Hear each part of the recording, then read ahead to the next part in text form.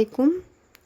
کہانی سے پہلے کہنا چاہوں گی، اپنی زمیں اپنا آسماں پیدا کر، اپنی زمیں اپنا آسماں پیدا کر، اپنے کردار میں بلا کا وقار پیدا کر۔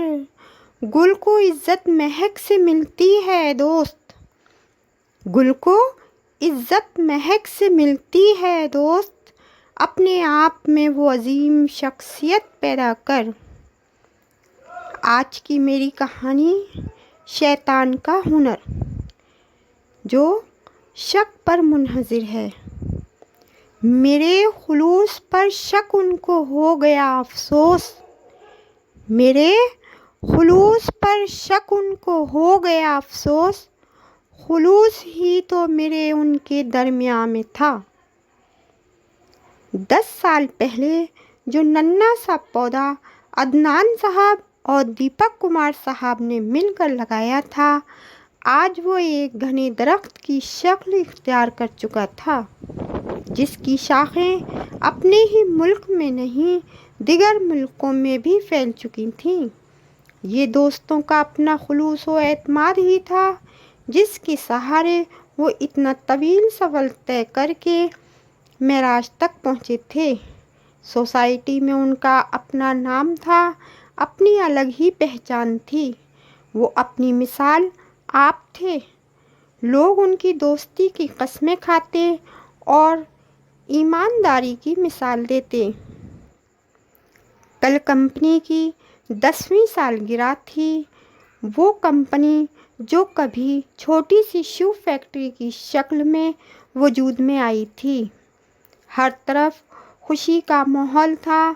خوشی کی اس محفل میں دھیرے دھیرے نغمے گونج رہے تھے، خلوص اور محبت کے پھول کھلے ہوئے تھے، جو محفل کو زینت بخش رہے تھے۔ وہیں شیطان بھی لوگوں کے ارد گرد گھوم رہا تھا۔ اس نے دیکھا اتنی خلوص و محبت، اتنی خوشحالی اور شانتی میرے ہوتے ہوئے امپاسبل۔ اسے اپنی بڑی انسلٹ محسوس ہوئی، کیونکہ وہ تو اوپر وعدہ کر کے آیا ہے کہ میں تیری مخلوق کو راہ راست سے ڈگمگاؤں گا، لڑواؤں گا، جھگڑواؤں گا۔ شیطان نے اپنا پورا وعدہ کرنے کے لیے اپنی چٹکی بجا کر اپنے چیلے چپاٹوں کو اکٹھا کیا اور اپنی جدوجہد شروع کر دی۔ اس نے سوچا، کیوں نہ ساجے کی ہانڈی چوراہے پر پھوڑی جائے۔ بس پھر کیا تھا، اس خیال کے آتے ہی اس کی آنکھوں میں چمک آ گئی۔ اس نے چٹکی بجائی اور اپنا کمپیوٹر جیسے بھیجے کا بٹن گھمایا۔ اپنے اس مشن کو پورا کرنے کے لیے وہ طرح طرح کے پلان سوچنے لگا۔ سب سے پہلے وہ عدنان صاحب کے پاس گیا۔ جب اس کے داؤں پیچ ان پر نہیں چلے تو پھر دیپک کمار صاحب کے پاس گیا، وہاں بھی اسے منہ کی کھانی پڑی۔ پھر اس نے کمپنی کے مینیجر کی طرف رخ کیا اور اپنی سازش کا مہرا اسے بنایا۔ اس کے اندر لالچ کا بیج بونا شروع کر دیا۔ کہا، کیا میاں ساگر کے پاس کھڑے ہو پھر بھی پیاسے؟ بہتا دریا ہے، ہاتھ دھو لو۔ شیطان نے اپنا شیطانی سبق پڑھانا شروع کر دیا۔ دنیا میں پیسہ ہی ہے جس سے ناممکن کام بھی ممکن ہو سکتا ہے۔ اس طرح شیطان نے مینیجر کا دولت پر بھروسہ مکمل کر دیا۔ اس کے دل و دماغ میں یہ بات پیوست کر دی۔ اب کیا تھا، مینیجر نے شیطان کی سوچ کے تحت دولت کمائی اور مزے کی زندگی گزارنے لگا۔ اس وقت دولت پر اس کا اعتماد اور بھی پختہ ہو گیا۔ ادھر کمپنی دھیرے دھیرے نقصان کی کھائی میں گرنے لگی۔ تب شیطان دوستوں کے بیچ شک کا بیج بونے میں کامیاب ہو گیا۔ بیج کا بونا تھا کہ جلد ہی شک کے پودے نے دوستی کے بیچ اپنا سر بلند کیا اور ہاتھ پیر پسارے۔ मुंह का खुलना था कि तकरार शुरू। जहाँ तकरार है वहाँ दरार है। क्या कहें हम कैसा ये संसार है, क्या कहें हम कैसा ये संसार है, हर कदम पर एक नई दीवार है। अब तो शैतान ने अपनी साजिश की कामयाबी पर ताली बजाई और कहकहा लगाकर हंसने लगा। लुफ्त अंदोज होने के लिए मुंडा डालकर हाथ में रिमोट लेकर कंप्यूटर के सामने वीडियो गेम खेलने बैठ गया। अब तो एक के बाद एक बटन दबाता और जब भी अदनान साहब और दीपक साहब के बीच तकरार होती तो अपनी कामयाबी पर उछल उछल कर ताली बजाता और कहकहा लगाता, ये शैतान का हुनर नहीं तो क्या है, ये शैतान का हुनर नहीं तो क्या है, ईंट से ईंट बजा दी दोस्तों में। छोटी छोटी तकरारों ने झगड़े की शक्ल इख्तियार कर ली। वो शक की चिंगारी इतनी बढ़ गई कि शोला बन गई। बात इतनी बढ़ी कि ऑफिस से निकल कर बाहर आई और प्रेस वालों ने लपक ली। किसी ने उनके झगड़े को अपने अखबार की सुर्खियां बनाया तो किसी ने फ्रंट पेज की हेडलाइंस। जो सोसाइटी में मौजूद बहस थी, अब लोग उनकी बदअखलाकी के मुतालिक तरह तरह की राय पेश करते।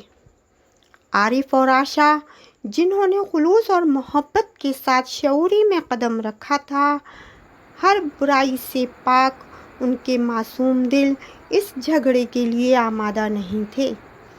तरह तरह के सवाल उनके जहन में उभरने लगे।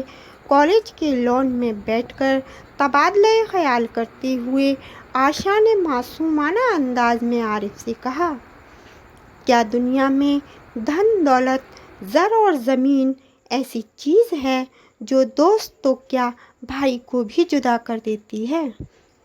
आरिफ ने वकालत करते हुए कहा, हाँ ये सच है, लेकिन दूसरे ही पल खफा होते हुए बोला, यहाँ सवाल धन दौलत का नहीं, ब्लेम का है। अंकल और पापा का नाराज़ होना वाजिब है। जब गुनाह किया ही नहीं तो गुनाहगार क्यों कहलाएं? दोनों ही अपने वालिदैन से अच्छी तरह वाकिफ़ थे। उन्हें पूरा यकीन था ये काम किसी तीसरे आदमी का है। आरिफ ने बोझल सी सांसों को आज़ाद करते हुए कहा, कितने होशियार हैं जालिम ज़माने वाले। और फिर अपने आप से गोया हुआ, अजीब मोड़ पे हमको हयात लाई है, अजीब मोड़ पे हमको हयात लाई है। सवाल ये है कि मुजरिम किसे कहा जाए। दोस्तों की बदगुमानी ने शैतान को इतनी कामयाबी दी कि शैतान की हुकूमत ने उन्हें बंटवारे की दहलीज पर लाकर खड़ा कर दिया। और एक बार फिर उछलकर शैतान ने ताली बजाई। शैतान का हुनर देखिए कि वो तकसीम का नक्शा मकामे डाल देता है। तकसीम का नक्शा मकामे डाल देता है। दोस्त तो क्या भाई को भी इम्तिहान में डाल देता है। इससे पहले कि दोनों मामले की नौइयत को समझने की कोशिश करते कि उन्होंने फैसला कुल अंदाज में बंटवारे का ऐलान कर दिया। बंटवारे की बात जब उनके अजीज़ तरीन दोस्त आदिल साहब तक पहुंची तो उन्होंने दोस्ती के इस धागे को टूटने से बचाने के लिए अपने इखलाक व हिकमत की रोशन शाएँ बिखेर कर अपने तामीर जहन से उन्हें रोशनास किया। खफा होते हुए आदिल साहब ने कहा, बिना सबूत के अदालत भी अपना फ़ैसला नहीं सुनाती। तुम लोगों ने किस बिना पर ये फ़ैसला ले लिया?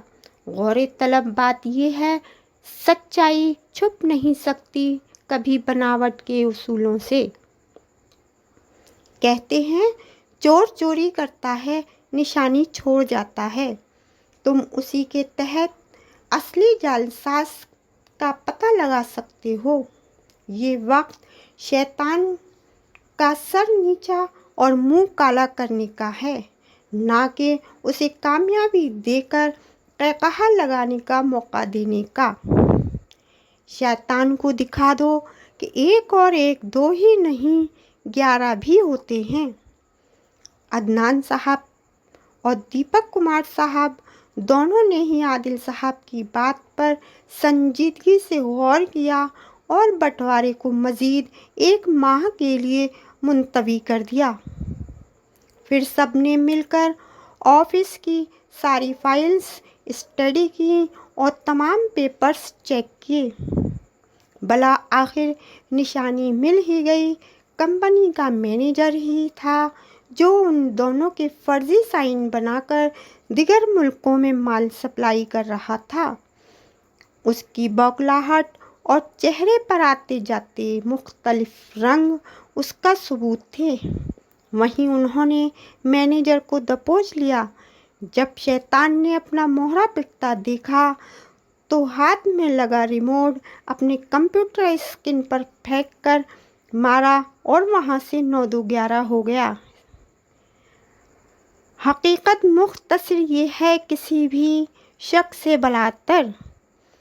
حقیقت مختصر یہ ہے کسی بھی شک سے بالاتر۔ درندے بیشتر بستے ہیں انسانوں کی دنیا میں۔